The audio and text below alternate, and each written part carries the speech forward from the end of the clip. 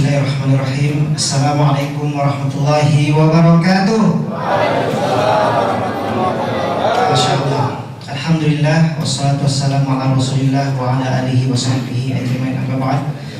Yang pertama, kami ucapkan terima kasih yang sebesar-besarnya kepada Masjid Husnul Khatimah, segenap para jamaahnya yang sampai pada hari ini di Ramadan yang ketiga, ya, tahun ketiga, tahun keempat, terus membersamai perjuangan saudara kita di Palestina untuk membebaskan tanah suci kiblat utama kita, Masjidil Aqsa. Maka kami sekali lagi hadir di sini untuk menyambung tali silaturahim sekaligus menyampaikan kabar terkini, menyampaikan pesan-pesan dari Bumi Syam, pesan-pesan dari tanah Nabi Baitul Maqdis, yang malam ini kita kedatangan Syekh Ibrahim Syekh Hasan, ya. Beliau tiba di Indonesia sehari sebelum Ramadan kemarin dan pertama kali datang ke Indonesia. Beliau sedang kuliah syariah di Universitas of Jordan, ya, di Yordania, dan semenjak perang tidak bisa kembali ke tanah kelahirannya di Palestina. Olehnya malam ini dengan singkat insya Allah kita mendengarkan inspirasi dan pesan-pesan dari bumi Baitul Maqdis. Olehnya kepada Syekh kita persilakan.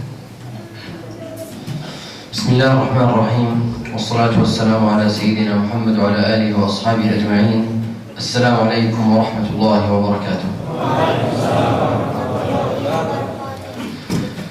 حياكم الله وإياكم يا إخوتي. أنا أتشرف بوجودي بين هذا الثلة الطيبة المباركة، بين هذا الشعب المبارك. Setelah beliau menyampaikan salam kepada kita semua, beliau menyampaikan rasa bangga, rasa syukurnya di tengah-tengah kita semua, ya. Satu pesan yang beliau sampaikan pertama kali saat tiba di Indonesia yaitu takjub dengan keramahan, dengan kebaikan rakyat Indonesia. Bayangkan, di setiap bandara-bandara internasional itu mereka dipersulit, tetapi tiba di Indonesia mereka disambut dengan ramah. Tiba di hotel dan bersama dan berkumpul di tengah-tengah kita di sini, beliau sangat terharu dan berterima kasih atas keramahan dan kebaikan kita semua.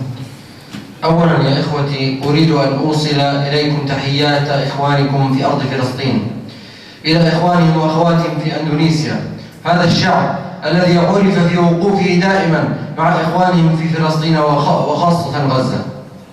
Yang kedua, tentu kami menyampaikan salam dan cinta mewakili saudara-saudara saya yang ada di Gaza, yang ada di Palestina, untuk saudara-saudara kami yang ada di Indonesia yang tetap terus membersamai perjuangan dan hadir bersama kami.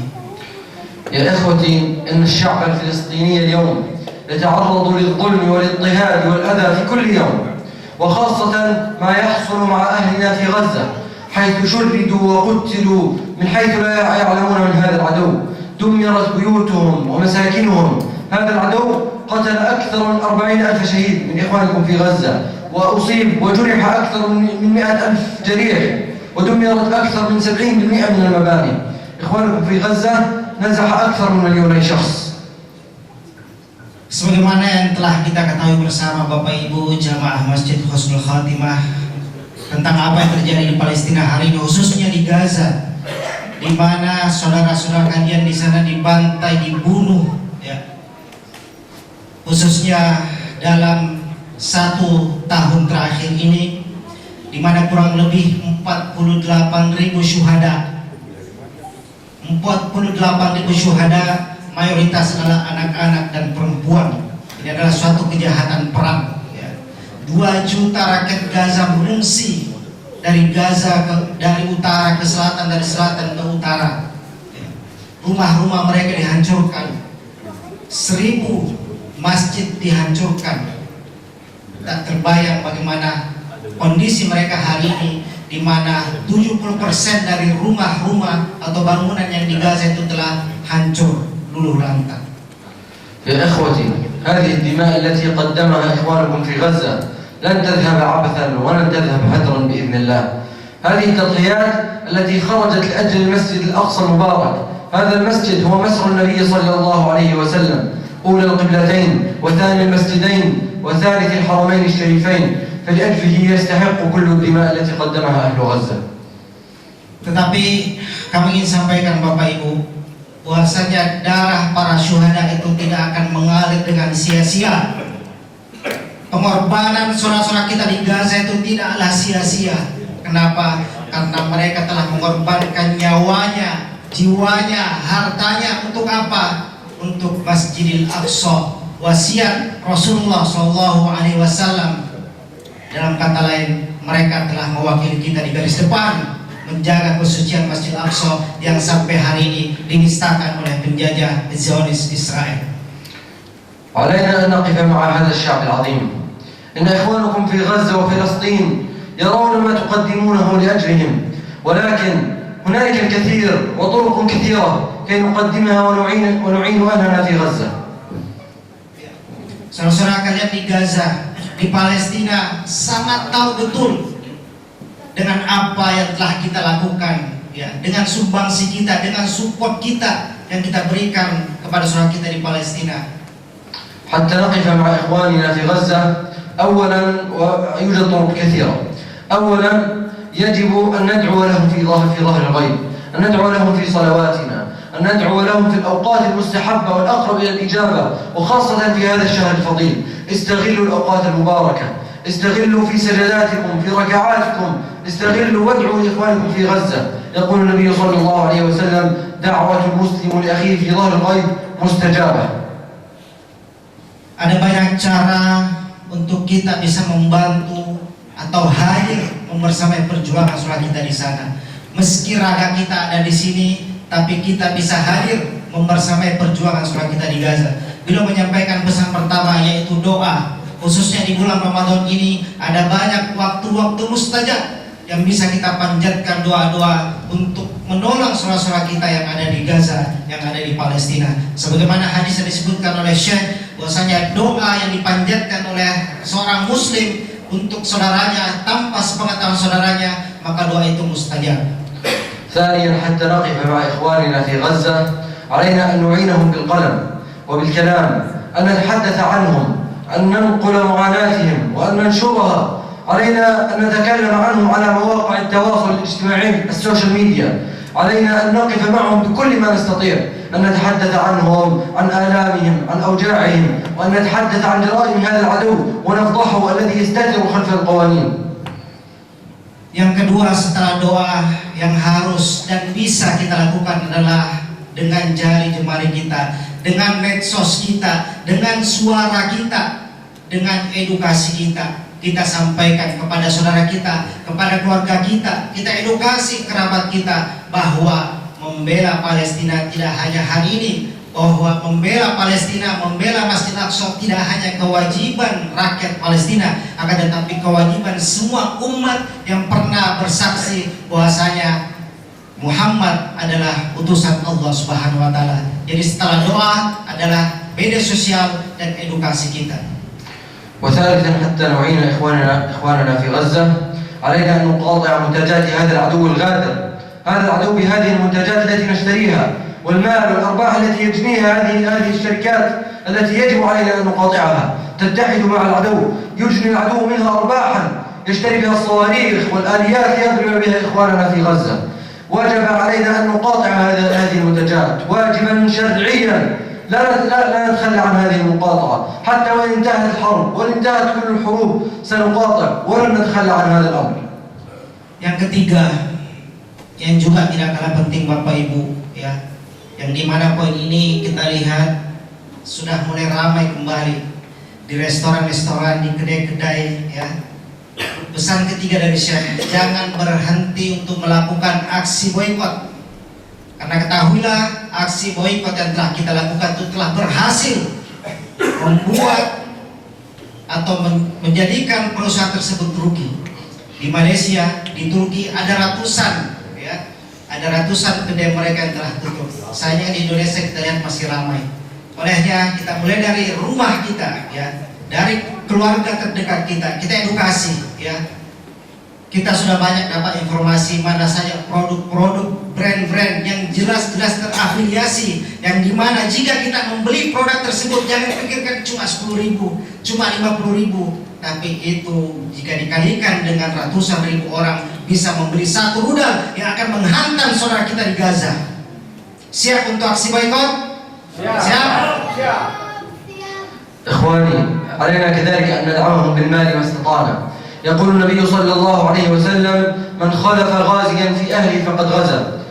إخواننا في غزة أطفال يتامى آباؤهم كانوا غزاة، إذا أعناهم فأجرنا عند الله كالذي غزا في سبيل الله بإذن الله. إذا أعناهم يا إخوتي هذه نفقة في سبيل الله. يقول الله تعالى وأنفقوا في سبيل الله ولا تلقوا بأيديكم إلى التهلكة.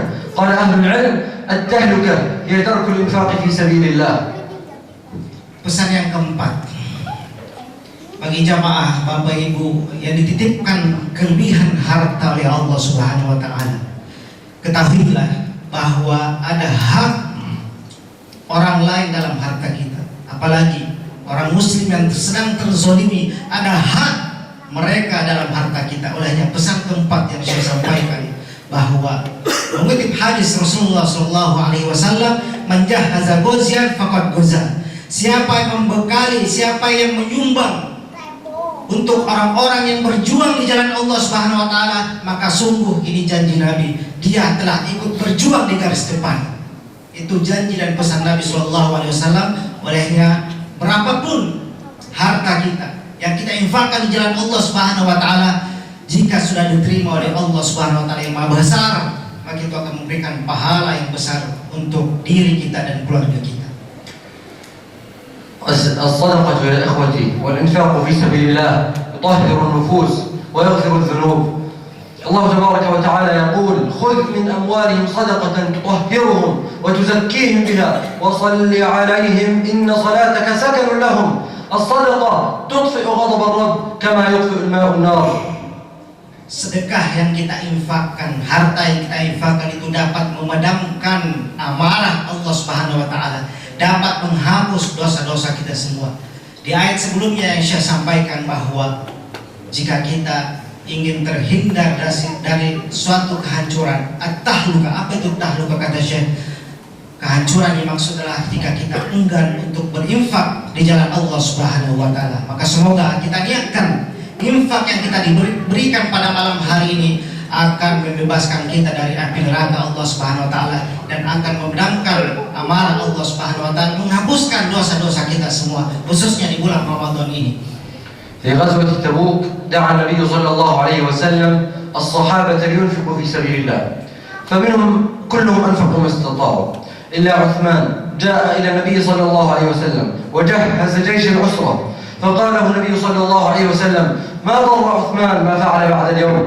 عثمان غفرت له ذنوبه، ماذا جهز جيش العسرة؟ هذا ماله أنفقه في سبيل الله. كان الصحابة يتسابقون الإنفاق، أبو بكر كان دائما ينفق ماله كله وعمر ينفق نصف ماله.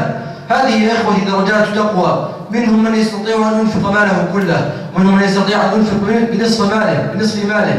لذلك يا إخوتي كونوا مع إخوانكم في غزة واكسبوا هذا الأجر العظيم. Di perang Tabuk, pada saat Rasulullah SAW mengumumkan, sedang mengadakan fundraising, sedang mengumpulkan logistik untuk perang, maka berdatanglah para sahabat. Umar bin Khattab menginfakkan hartanya, Ali bin Abi Thalib menginfakkan hartanya, dan Utsman radhiyallahu anhu juga menginfakkan hartanya yang terbaik di jalan Allah Subhanahu wa taala. Maka apa kata Nabi sallallahu alaihi wasallam? Bahwa Utsman radhiyallahu anhu telah dikabarkan surga oleh Allah Subhanahu wa taala karena menginfakkan seluruh hartanya di jalan Allah Subhanahu wa taala.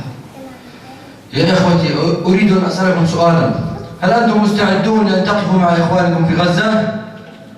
Saya ingin bertanya kepada jamaah sekalian, apakah kita siap untuk terus bersama saudara-saudara kita di Gaza? تكبير. Allahu Akbar. نسأل الله أن ينصر إخواننا في غزة وأن يعينهم وأن يكون عونا لهم ونصيرا وأن ينصرهم على عدوهم وأن يجعلهم ناصرين منصورين وأن يجعل عدوهم أذلاء الله صاغرين. وصل اللهم وسلم وبارك على سيدنا محمد وعلى آله وصحبه أجمعين. Amin. Allahumma amin.